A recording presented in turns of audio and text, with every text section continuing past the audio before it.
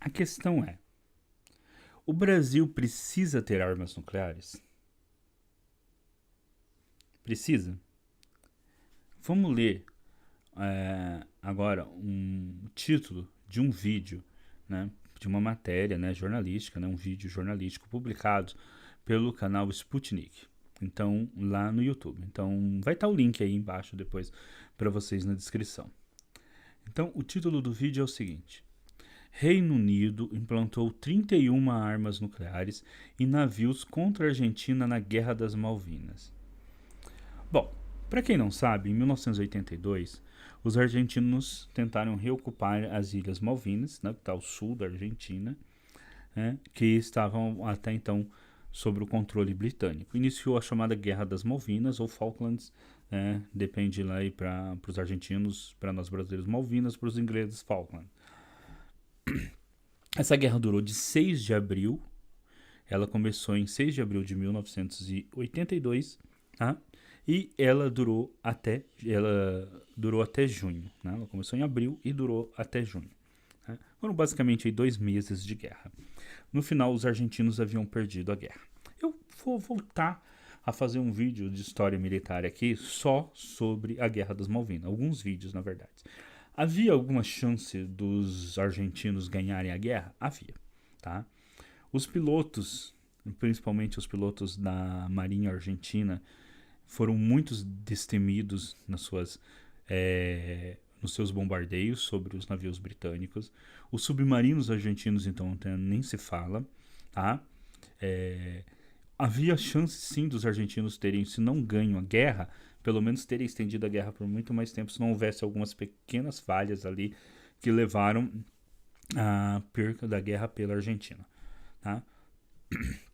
Mas, de acordo com essa reportagem de Sputnik e de outras informações que já se sabia, os britânicos colocaram nos seus navios, né, então, 31 armas nucleares. Né? Então, eles usaram o Hermes, o Invencible, o Hermes com 18 armas nucleares, o Invencible com 12, mais um navio auxiliar com uma arma nuclear. Né? Então, foram enviadas 31 armas nucleares. Isso nos levanta uma questão, porque é o seguinte: foi assinado em 22 de abril de 1968 o Tratado de Tlatelolco. Por esse tratado, né, não poderia haver armas nucleares na América Latina e no Caribe. Né? De acordo com esse tratado, assinado em 1968, do qual inclusive a Inglaterra também participa, e os Estados Unidos e todas as potências nucleares, no chamado Protocolo 2, nenhum país poderia deslocar armas nucleares para o território da América Latina e do Caribe, que seriam territórios livres de armas nucleares. Então a gente já vê aí que esse tratado não foi cumprido, né? Que em guerra os países descumprem a questão de não utilizar armas nucleares, tá? Então a questão é, se a Argentina tivesse começado a ganhar a guerra, né, a guerra convencional, se os ingleses mandaram armas nucleares e a Argentina começou a ganhar a guerra convencional, será que eles não usariam as armas nucleares? As armas nucleares estavam ali só de enfeite ou eles tinham intenção de usar armas nucleares caso a maré da guerra virasse contra eles? Caso eles não conseguissem derrotar os argentinos. Então, esta é uma questão muito importante. Tá? Se eles estavam enviando as armas nucleares, eu acredito, né, penso eu, que talvez se a guerra virasse em favor dos argentinos, havia intenção sim de utilizar essas armas. Não sei em que contexto, tá? É só uma especulação. Mas poderia haver sim essa intenção. Senão, para que deslocar 31 armas nucleares? Mesmo que esse deslocamento tenha sido só para, digamos assim, pressionar a Argentina, colocar medo na Argentina, de qualquer forma, você está se utilizando armas nucleares, sim. Né? Você não está atirando com elas, não está fazendo bombardeio, mas só o fato de você falar assim, bom, eu tenho armas nucleares, estou mandando aí para o território onde está acontecendo as batalhas, já é uma forma de você pressionar o outro para rendição. Tá? Porque você está mostrando para eles, olha, eu tenho armas muito mais poderosas que as suas, armas que você não tem. E aí, então, né, você teria esse tratado, né, que inviabilizaria armas nucleares na América Latina, mas ele não foi respeitado, né? Houve alguma punição para a Inglaterra? Que eu saiba, não. Você também tinha e tem, né, o TIAR, o Tratado Interamericano de Assistência Recíproca, assinado em 1947, do qual os Estados Unidos fazem parte, o Brasil faz parte, a Argentina faz parte. Tá? De acordo com esse tratado, qualquer ataque vindo de uma potência que não americana, né, vindo de um país não americano para um país americano, esses países dos estados do continente americano deveriam se alinhar para defender então o país americano. Seria um tratado, né, para impedir, por exemplo, que potências tentassem recolonizar antigas colônias aqui da América. Bom, certamente, se fosse a União Soviética atacando a Argentina, os Estados Unidos e outros países da América teriam se aliado contra. Mas como foi um país europeu e membro da OTAN, qual que foi a preferência dos Estados Unidos entre um país sul-americano e um país europeu membro da OTAN? Os Estados Unidos escolheram o quê? A Inglaterra, certamente. Então, nós podemos contestar esse tipo de tratado no sentido de que ele só vale quando, por exemplo, quando está do interesse da maior potência do continente, quando eles não têm interesse, aí tudo bem, né? Eles não auxiliam o país como não fizeram em auxiliar os argentinos, tá? Então essa é uma questão também a ser discutida. Tá? Será que nós não temos que pensar em outro tipo de tratado? Então veja bem, aqui mesmo no Brasil, em 2008, foi assinado o Tratado da União das Nações Sul-Americanas, que hoje praticamente não existe mais por questões políticas internas de cada país, e isso é uma questão que, independente da orientação política que cada um tenha, né, a gente tem que colocar, né, em discussão, quer dizer, o que seria uma política de Estado das Nações Sul-Americanas para formar uma união, um conselho, o nome que você queira dar, né, de países, assim como os europeus têm a União Europeia, têm mesmo alianças militares como a OTAN e outras alianças militares pelo mundo todo, que são políticas de Estado. Aqui houve uma certa mudança nos governos do continente, né, uma orientação ideológica diferente de vários governos do continente, e simplesmente a Unasul desapareceu, né? Ou seja, não deveríamos pensar em criar organismos que sejam políticas de Estado, dos Estados, e não políticas específicas de governos, que muda o governo, então aí o país simplesmente sai da organização, ou abandona uma organização. Isso é uma questão que a gente tem que se colocar. Né? De você realmente ter políticas de Estado, e não políticas que sejam modificadas ou trocadas conforme troca o governo, então você muda totalmente. Organismos supranacionais são simplesmente abandonados e extintos. Isso é uma questão que a gente tem que se colocar, tá bom? Inclusive, né, se um novo governo nota que há alguma coisa errada com o organismo, você simplesmente lá como membro do organismo reformá-lo, não é? Dar novas orientações e não simplesmente acabar com o organismo. Então essa é uma questão que a gente tem que se colocar. Dentro da União das Sul-Americana, pretendia-se formar um Conselho de Defesa Sul-Americano. E isto era muito importante, né? Provavelmente não iria tão cedo virar uma espécie de OTAN, mas você colocaria aí talvez a possibilidade, né, com o desenvolvimento de você ter uma espécie de TIAR, só que das nações sul-americanas, de autodefesa, que seria importante para que essas nações, na possibilidade de uma guerra contra uma potência estrangeira, né, uma prestar auxílio à outra. Aí você pode dizer, mas isso está muito longe de acontecer, né? Bom, vamos lá. Não tá. Nós tivemos a Guerra das Malvinas. E aqui no Brasil mesmo, nós tivemos a chamada Guerra das Lagostas. Entre 1961 e 1963, houve, né, uma contenda sobre a pesca de lagosta no litoral brasileiro entre o Brasil e a França. Entre 21 de fevereiro e 10 de março de 1963, essa contenda teve uma escalada militar com o deslocamento dos principais vasos de guerra, né, dos principais navios de guerra brasileiros do Rio de Janeiro para o Teatro de Operações no Nordeste, onde eles chegaram, alguns aviões brasileiros, inclusive, chegaram a sobrevoar uma fragata, uma corveta de guerra francesa. E quase houve uma guerra entre a França e o Brasil. Não houve porque de última hora chegaram a um acordo diplomático, mas poderia ter havido ali naquele momento uma guerra entre França e Brasil. França, que tem uma possessão ainda, uma colônia na América do Sul, que é a Guiana Francesa. Então, pense bem, se houvesse naquele momento uma guerra entre a França e o Brasil, era um momento que a França, que havia interesse dos americanos em ter a França na OTAN por causa da União Soviética, com quem que vocês acham que os americanos iriam apoiar? O Brasil ou a França? Né?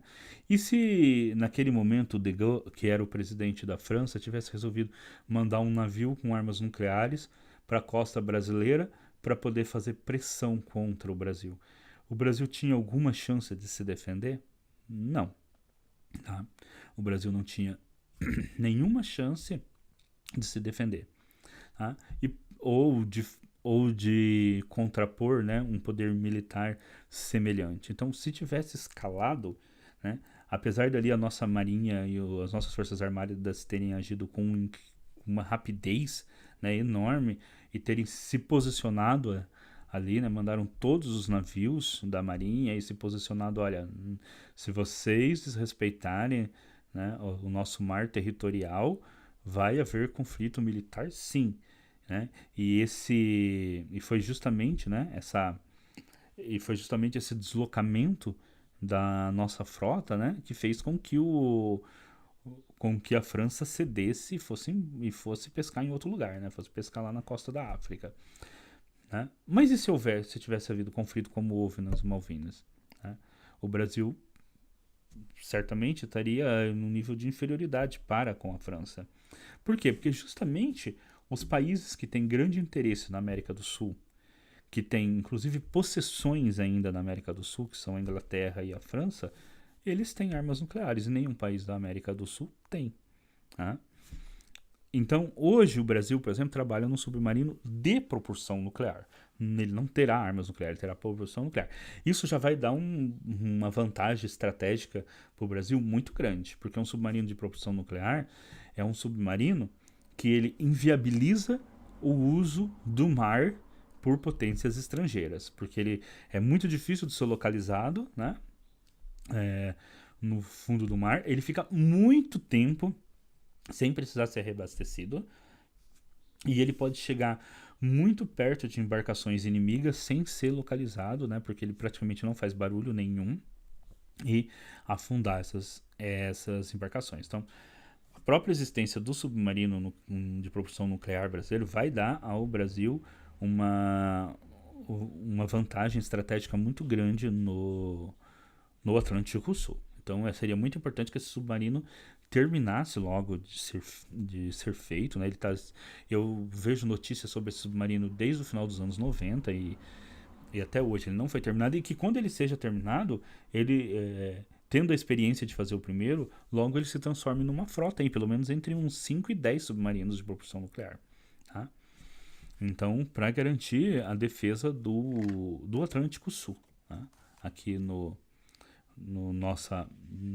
Atlântico Sul, né? Aqui no nosso mar territorial, mas do Atlântico Sul como um todo, porque é a área de interesse brasileiro. Afinal de contas, toda as nossas exportações, que são principalmente commodities, elas são exportadas pelo Atlântico Sul.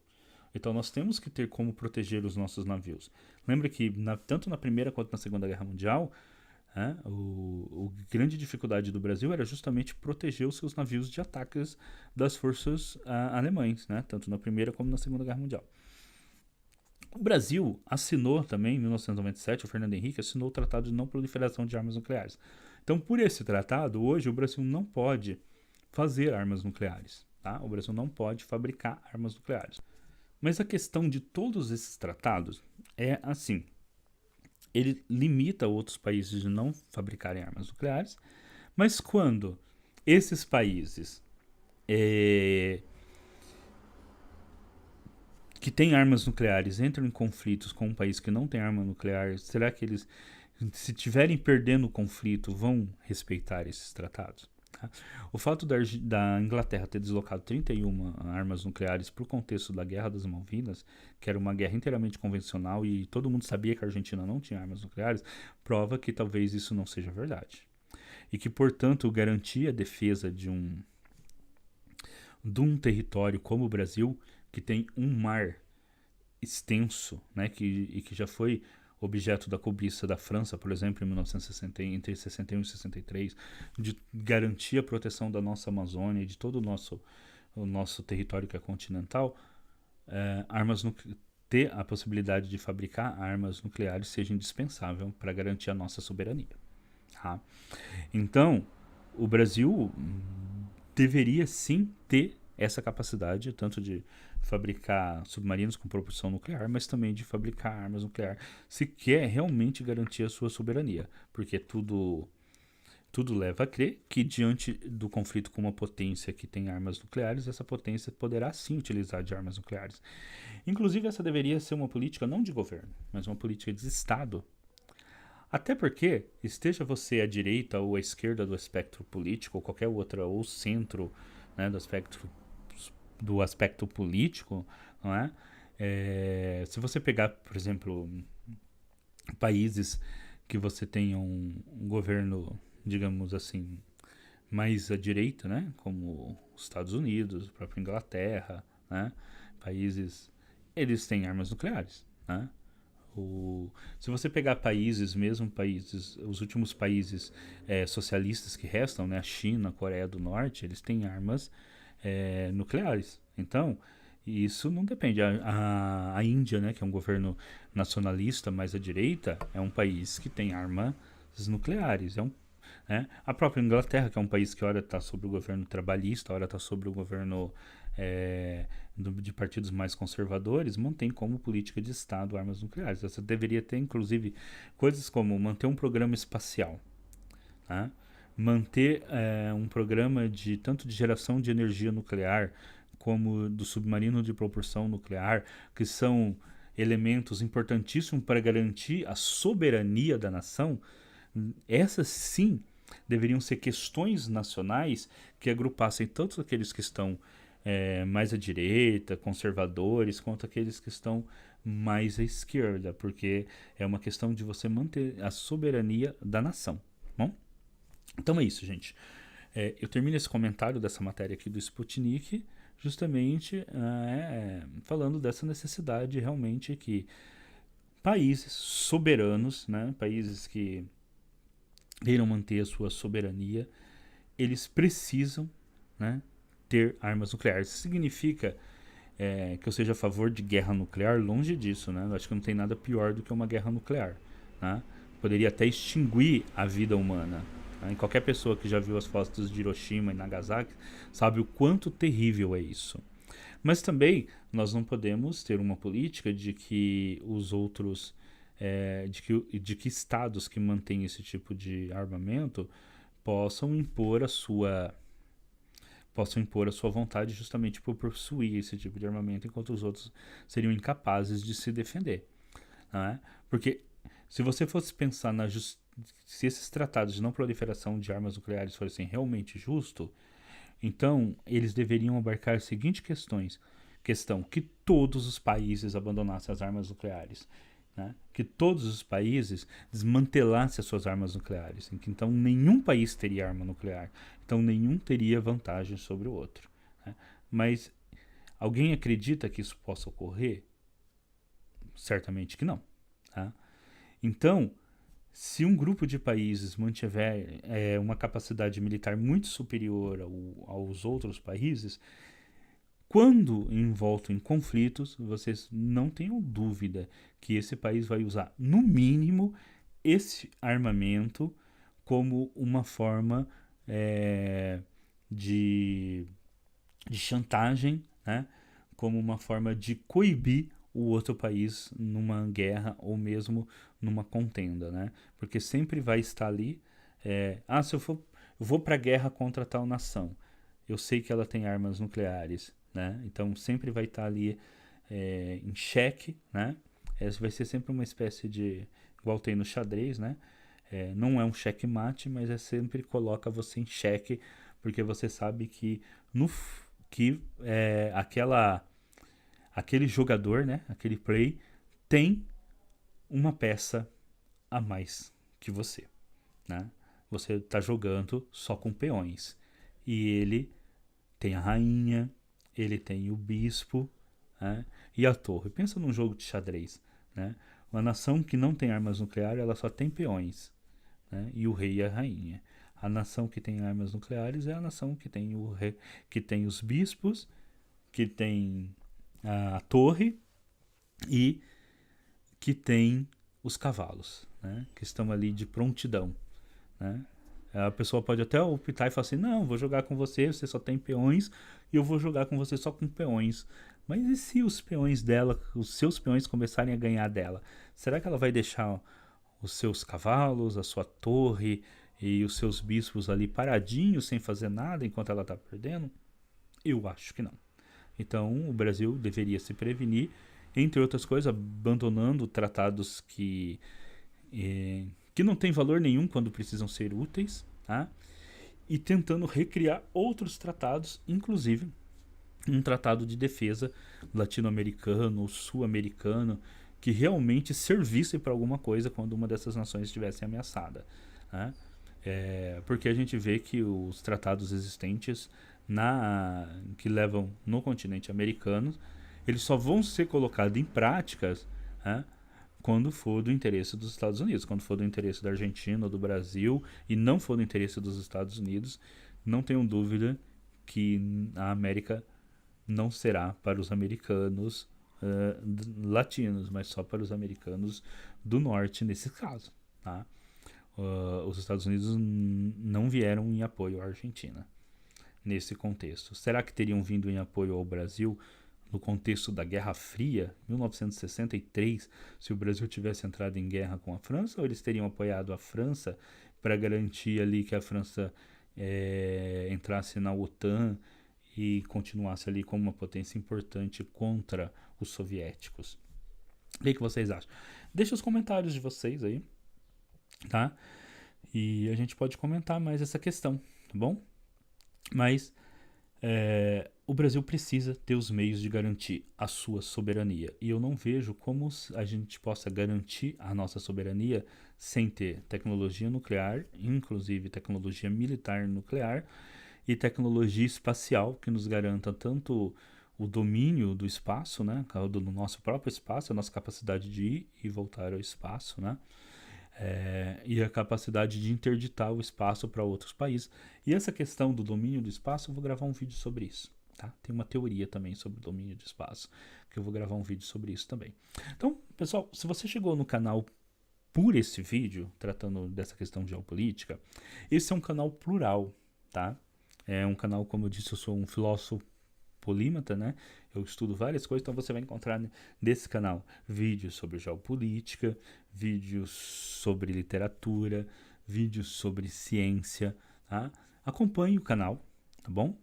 E clica aí no sininho para receber novos vídeos. Toda semana nós vamos gravar um vídeo discutindo algumas questões geopolíticas, algumas questões dessa área. Vai ter vídeos também de questões que talvez não possam ser do seu interesse, se você chegou aqui exclusivamente sobre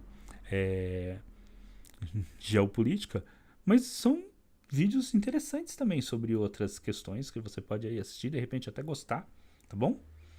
E se você que vem só pelos vídeos de geopolítica, também, pessoal, esteja aqui sempre que tiver um vídeo de geopolítica ou sobre espaço, que vocês não vão se arrepender, tá bom? Façam seus comentários. Olha, professor, precisa melhorar isso, gostaria que o senhor comentasse tal assunto, nós vamos comentá-los, tá bom? Sempre na perspectiva também que esse é um canal comprometido com a soberania nacional, né?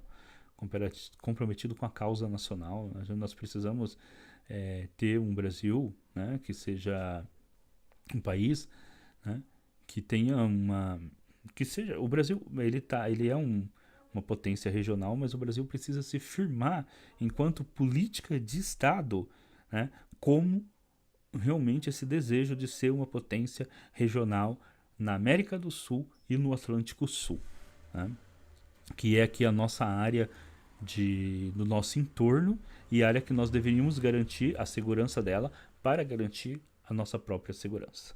Tá bom? Então, like, né? Não esqueçam aí de dar o like. Não esqueçam de fazer o comentário. Não esqueçam de apertar o sininho e de acompanhar os vídeos do canal. E de contribuir muito com seus comentários, porque a partir dos comentários de vocês eu vou também pensando em novos vídeos, vou pensando em novas questões para a gente discutir aqui. Ok? Então é isso, pessoal. Até o próximo vídeo.